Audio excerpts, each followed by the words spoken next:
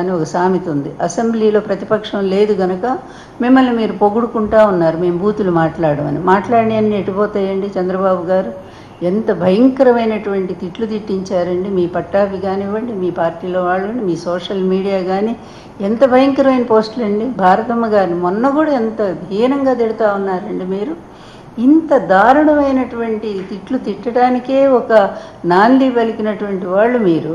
తిట్టండి, ప్రతిపక్షాలని ఎంతైనా తిట్టండి అని చెప్పి తిట్టించి ఈరోజు నాకేమీ తెలియదు, నేను అసలు ఎప్పుడు కూడా తిట్లను నేను ప్రోత్సహించలేదని మాట్లాడుతూ ఉన్నారు.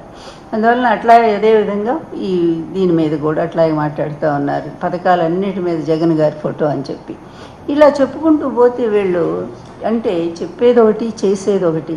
కక్ష సాధింపు నా జీవితంలో లేదంటాడు. 3వ పాయింట్. ఈయన జీవితంలో రాజకీయ కక్షలు లేవట. రాజకీయ కక్షలు నీకు లేనిది ఎప్పుడు చంద్రబాబు? రాజకీయ కక్షతోనే కదా ఎన్టీఆర్ గారిని మరి పదవి దించేసావు నువ్వు.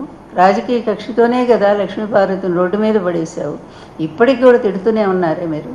అదేవిధంగా రాజకీయ కక్షతోనే కదా ఆ రోజు వైఎస్ రాజశేఖర రెడ్డి గారి మరణం వెనక మాకు ఇప్పటికి కూడా పెద్ద ఇదే ఉంది. మరి అది ఇప్పుడు ఇంకా ఎందుకంటే అసలు విషయం బయటికి రాకుండా మాట్లాడకూడదు కనుక. అదేవిధంగా ఇంకా చూసుకుంటా పోతే జగన్ గారి మీద మీ కక్ష సాధింపు ధోరణి ఎంత దారుణంగా ఉందండి.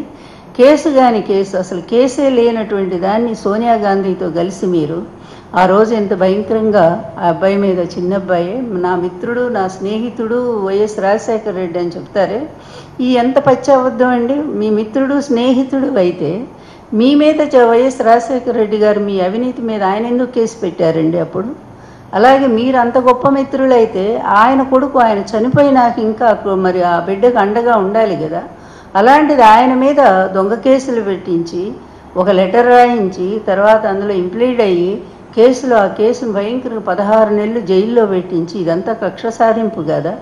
ఈరోజు ఏంటండి, మీరు రాకముందే, ఇంకా ప్రభుత్వం ఏర్పాటు కాకముందే ఎన్ని హత్యలు జరిగినాయండి. వినుకొండలో పాపం ఆ ముస్లిం అబ్బాయిని అతి దారుణంగా, రాషిద్ అనుకుంటా పేరు, అబ్బాయి పేరు రిషిద్, ఆ అబ్బాయిని ఘోరంగా చేతులు నరికి, అబ్బా అసలు ఇప్పటికి కూడా దుఃఖం వస్తుంది నిజంగా ఆ దృశ్యము తలుచుకుంటేనే. అలా అంత భయంకరమైన హత్యలు ఎవరి టైంలో చెలరేగిపోయినాయండి. అప్పుడు కూడానండి 95లో 96లో జరిగిన రాయలసీమలో హత్యలు ఒకేసారి 14 మందిని హత్య చేశారు. ఆ అబ్బాయి పేరు నేను చెప్పను. అంతమందిని హత్య చేసిన అతని వెనక ఉన్నది ఎవరు? మీరే కదా. అదేవిధంగా ఇప్పుడు కూడా మీ వాళ్ళు చెలరేగిపోయి తెలుగుదేశం వాళ్ళు పాత కక్షలన్నీ కూడా కడుపులో పెట్టుకొని హత్యా రాజకీయాలకి పూర్తిగా తెగబడితే మీరు నాకు అసలు ఏమంటవా, నాకు కక్ష సాధింపు లేదా, నీ కొడుకు చేస్తుంది ఏంటయ్యా? రెడ్ బుక్ రాజ్యాంగం కదా. ఎక్కడికక్కడ అందరినీ కూడా సోషల్ మీడియా వర్కర్స్ అందరినీ కూడా ఎందుకు అరెస్ట్ చేస్తున్నారు? అదేవిధంగా మాట్లాడితే ఒక సిద్ధాంతపరంగా విమర్శలు చేస్తే విమర్శలు సిద్ధాంతపరంగా ఎదుర్కోండి. అది చేతగాక వాళ్ళ మీద కేసులు పెట్టడమా, వాళ్ళని తీసుకుపోయి జైల్లో లేని అక్రమ కేసులని. నిన్న హైకోర్టు ఏం చెప్పింది? మీరు చేస్తున్న తప్పుడు విధానాలని చెప్పిందా లేదా? పోలీసుల్ని మీ చేతిలో ఒక కీలుబొమ్మలాగా చేసుకొని ఇష్టం వచ్చినట్టుగా ఈరోజు చేస్తూ ఉన్నారే. ఇది అసలు పరిపాలన అంటారా? ప్రజాస్వామ్యం అని అంటారా? ఇది ఒక రాక్షస పాలనలాగా లేదా? ఒక నిరంకుశ విధానం లేదా? మీకు మీరు కితాబులు ఇచ్చుకొని మీ మీడియాలో మీరు పొగిడించుకుంటే సరిపోయిందా? ప్రజల చేత అనిపించండి మీరు ఎంత న్యాయంగా ఈ రాష్ట్రాన్ని పరిపాలిస్తున్నారనేది. ఎంత దారుణం అండి. ఆడపిల్లల మీద ఇప్పటి వరకు దాదాపు 350 మంది ఆడపిల్లల మీద ఇన్ని అత్యాచారాలు, ఇన్ని రకాల మర్డర్లు, హత్యలు కూడా జరిగితే వాటి గురించి ఎవరినైనా తెలుగుదేశం వాళ్ళు అరెస్ట్ చేశారండి? మీరు అసలు ఎవరినైనా అరెస్ట్ చేశారా మీ వాళ్ళని? మరి అదేవిధంగా ముస్లిం అబ్బాయిని అంత ఘోరంగా చంపిన ఆ హంతకులు ఎక్కడున్నారు చెప్పండి? జైల్లో ఉన్నారా వాళ్ళు? మరి ఇదంతా కూడా కక్ష రాజకీయాలు కాదా? మీరు ప్రేరేపిస్తుంది, మీ కొడుకు ప్రేరేపిస్తుంది కదా.